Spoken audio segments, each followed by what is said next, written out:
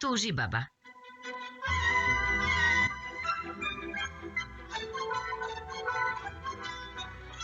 Tuži baba.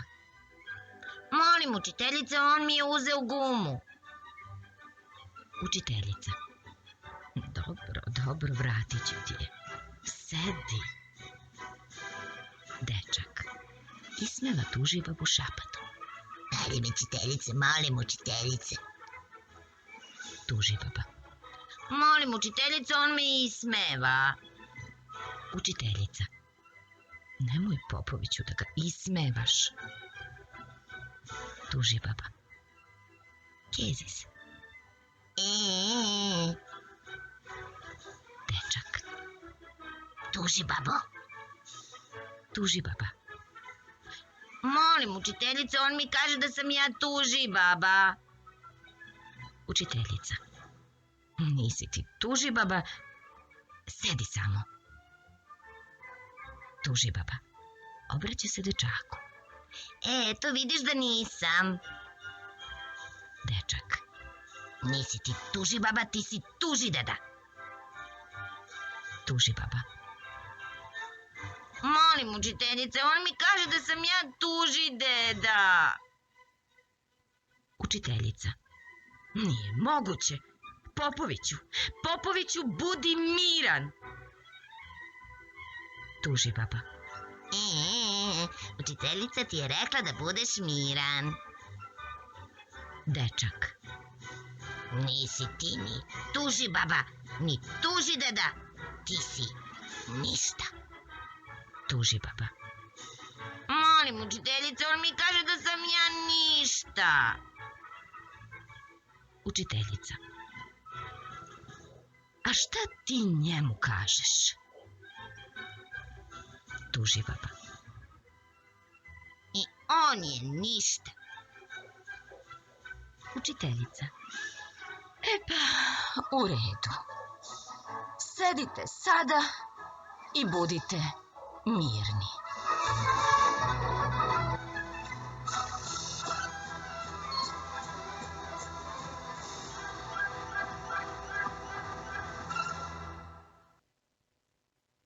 Da li ti se priča dopala?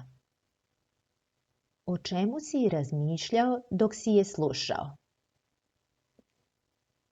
Ima li u priči nečega što si i sam doživeo? Da li ti se za trenutak učinilo da se nalaziš pred pozornicom i vidiš glumce koji izgovaraju tekst iz priče? Tekst priče koju si čuo zaista je namijenjen za izvođenje na sceni, to jest pred publikom. Svaki tekst koji je pisan na ovaj način zove se dramski tekst. Danas ćeš naučiti šta je to dramski tekst i po čemu se on razlikuje od drugih tekstova. Hajmo najprije da se podsjetimo o kome priča govori. Priča govori o učiteljici i dva đaka. Učesnici nekog događaja, to jest junaci, u dramskom tekstu se zovu lica. Dakle, lica u ovoj priči su učiteljica i dva đaka. Da li su nam poznata imena lica? Nisu. Licima u priči nisu dodeljena imena, ali su označena na drugi način, to jest nekim drugim rečima. Lica u ovom tekstu su tužibaba, učiteljica i dečak. Lica su najčešće izdvojena ispred dramskog teksta i stoje na početku da bismo se sa njima upoznali. Vrlo često lica u dramskim tekstovima nemaju svoja imena, kao i ovdje. Sada dobro pogledaj tekst i razmisli. Šta to ima u dramskom tekstu, a nema u drugim tekstovima? U bajkama i basnama, na primjer. mogao si primetiti sljedeće. Nazivi lica su izdvojeni i ispisani velikim slovima. Oni označavaju tekst koji će izgovoriti glumac na sceni. Potraži nazive lica u tekstu. Mogao si primetiti i tekst u zagradama. Tekst u zagradama je poznat pod nazivom didaskalije. Taj tekst ne izgovara glumac. Didaskalije su objašnjenja za glumce kako treba da se ponašaju dok izgovaraju tekst, to jest dok glume. Didaskalije poručuju kako junaci izgledaju i kako izgleda prostor u kome se odvija radnja. Pronađi ih u tekstu. Mogao si primetiti da dramski tekst nema pripovedača, odnosno nema lice koje govori o drugim licima i događajima, kao što je to slučaj u bajkama, basnama i drugim pričama. U dramskom tekstu su navedene samo reči koje neko izgovara. Niko drugi ne govori o junacima. Oni govore sami za sebe. Na ovom času si imao prilike da se upoznaš sa jednim kratkim dramskim tekstom. Dramski tekstovi koji se izvode u pozorištu su mnogo obimniji i izvode se u više delova, koji se prekidaju pauzom.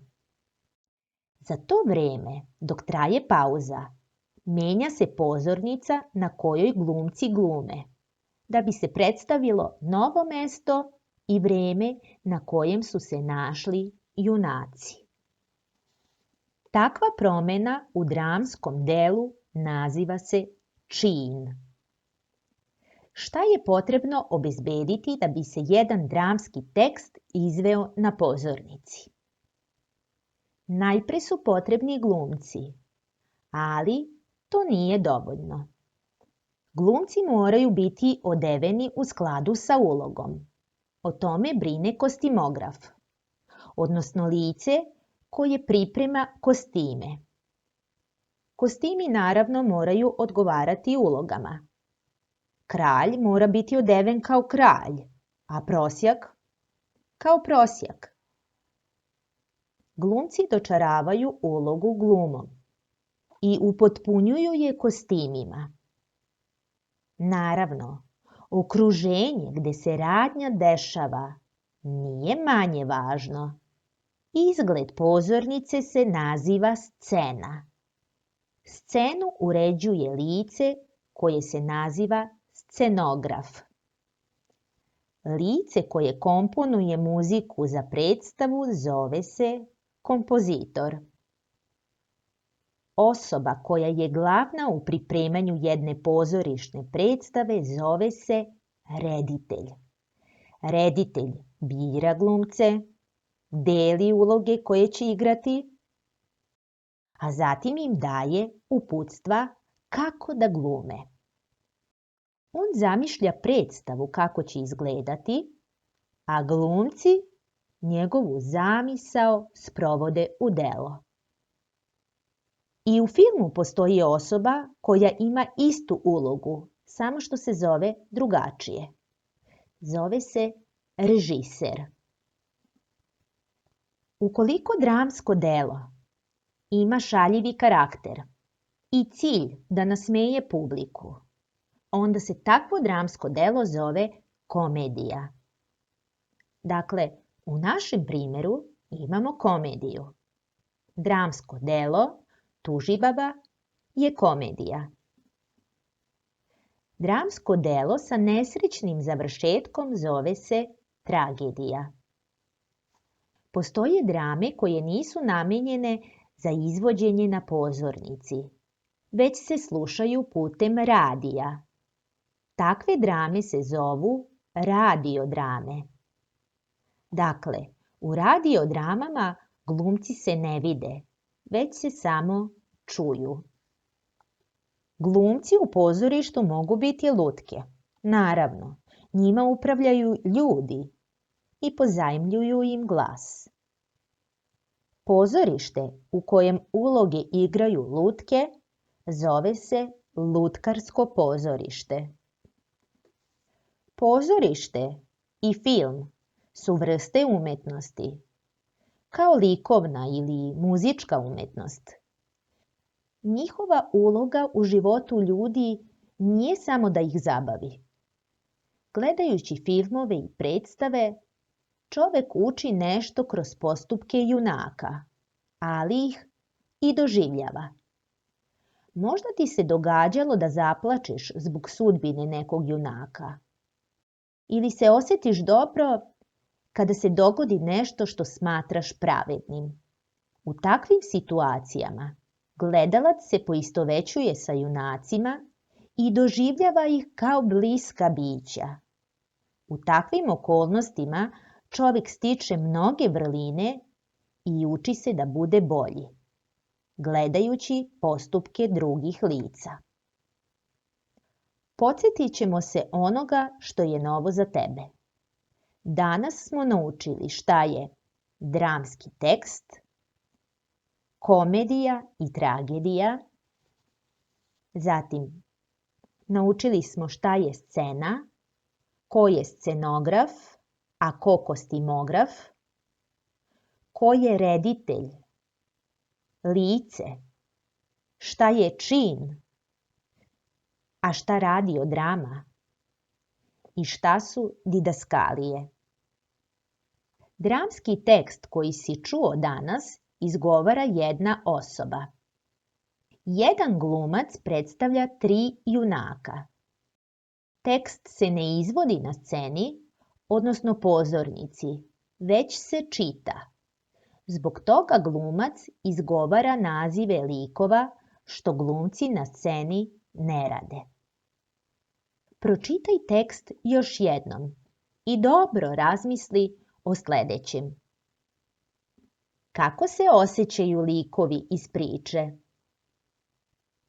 Šta misliš o njihovim postupcima? Kome se daje ime tužibaba? Šta misliš o tužakanju? Da li ga odobravaš? Postoje li situacije kada je tužakanje neizbežno i opravdano? Da li tužakanje rešava problem? Kako se rešavaju sukobi? Kako bi ti pomogao drugarima koji imaju problem? Pred tobom je pisac teksta. Njegovo ime je Dušan Radović. Dušan Radović je bio srpski pesnik, pisac, novinar. Pisao je prvenstveno za decu.